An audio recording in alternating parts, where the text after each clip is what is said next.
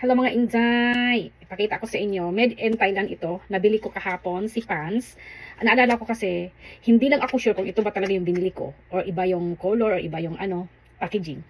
Nung talent pa ako mga Inday, ay ito yung pinapagamit sa amin para pantanggal ng makeup. Way back, 2 decades more. Ganon. So, ganon na tayo katanda, Day. Nahiya naman ako sa mga bata pang mukha niyan, Day. Okay? So, ito pala, Inday, ay pwede gamitan natin ng anchovies, Day? Anak, Day. Bali, pwede siya pang tanggal ng makeup, pang lift daw sa inyong mga laylay. Asas! Atik-atik lang ito para mabili. Pero tayo kasi mga suyaon man tayo, ay bili-bili din, o di ba? Sira ulo. Kunay de. Nani? Oh, nande. Nagdisturbo man yung anak ko eh. Tapos suyaon man tayo dai, bili-bili din. Ito ay meron siya pantanggal ng makeup and then pang lift daw sa ating mga laylay and then skincare na daw siya. Hindi ko na binasa yan lahat dahil bahala na kayo magbasa oy. Pero kung sino man nakagamit nito ay mag-share naman kayo oy kung maganda ba siya o kung hindi oy.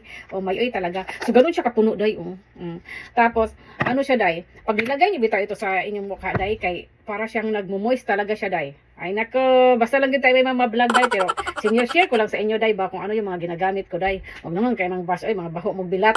Okay, ganun bas. Naghanap buhay nga tayo. Bas-bas din kayo. Ay, mag-vlog din kayo. Nanang-away na ako. Nang-away na ako, day. Tapos, day, ibabad mo lang siya pag may mga makeup kayo, no? Ibabad nyo lang sila ng mga ilang, siguro mga isang dekada, day. Ibabad nyo. Tapos, magulat na lang kayo, day, na madali na talagang banlawan ng inyo ang makeup, day. O, hindi nyo na kailangan magkuskus na magkuskus na para matanggal ang inyong makeup. Ito lang, day. Ay, nako, sapat na. O, sige lang, day. Yun lang, day. Bye-bye, day.